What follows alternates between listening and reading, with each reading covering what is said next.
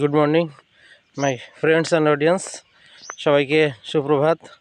আশা করি ভালো আছেন। আমি ডক্টর আশিস মজুমদার এখন এসেছি আমার গ্রামের বাড়িতে। প্রতি মাসে একবার এখানে এসে আমি পেশেন্ট দেখে থাকি, আবার ফিরে যাই ঢাকাতে।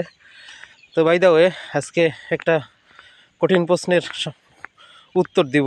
অনেকে বারবার আমাকে প্রশ্ন করেছেন যে আসলে ডায়াবেটিস কি নিরাময়যোগ্য, এটা কি আসলেই ভালো হয়? আপনি কি বলেন?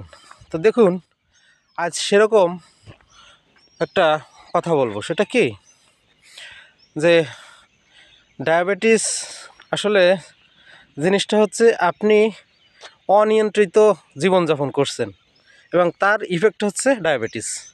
ডায়াবেটিস দুই রকম, তা তো জানেন, ডায়াবেটিস মেলাইটাস এবং ডায়াবেটিস ইনসিপিটাস। তো আজকে ওই আলোচনায় যাব না। কথা হচ্ছে ডায়াবেটিস আসলে ভালো হয় কি না। আমি বলবো অবশ্যই হয়। সেটা কিভাবে?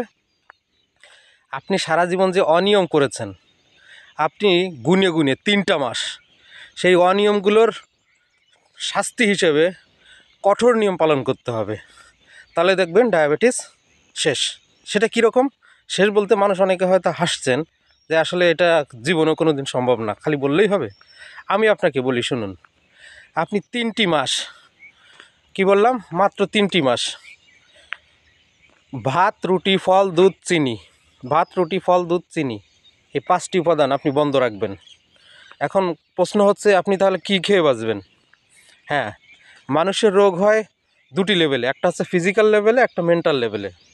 আপনার এই রোগটা আগে মেন্টাল লেভেল থেকে উঠিয়ে আনতে হবে। সেটা কি? আপনি এই 3টি মাস এই 5টি খাবার টোটালি অ্যাভয়েড করবেন। তাহলে আপনি কি খেয়ে বাঁচবেন, সেটা হচ্ছে প্রশ্ন।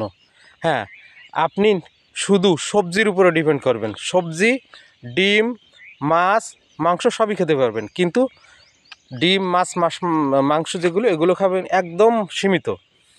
আর ওইদিকে সবজি খাবেন প্রচুর পরিমাণে, ঠিক আছে? আর এর পাশাপাশি আপনাকে কি করতে হবে? এক্সারসাইজ করতে হবে, ফিজিক্যাল এক্সারসাইজ।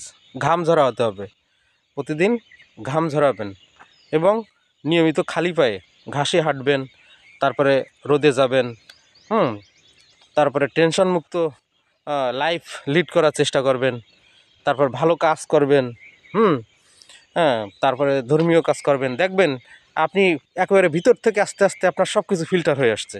মাত্র 3টি মাস আপনি চেষ্টা করে দেখুন। এগুলো অনেকের উপরে মানে করা হয়েছে, প্রুভ করা হয়েছে, তারা সবাই সুস্থ।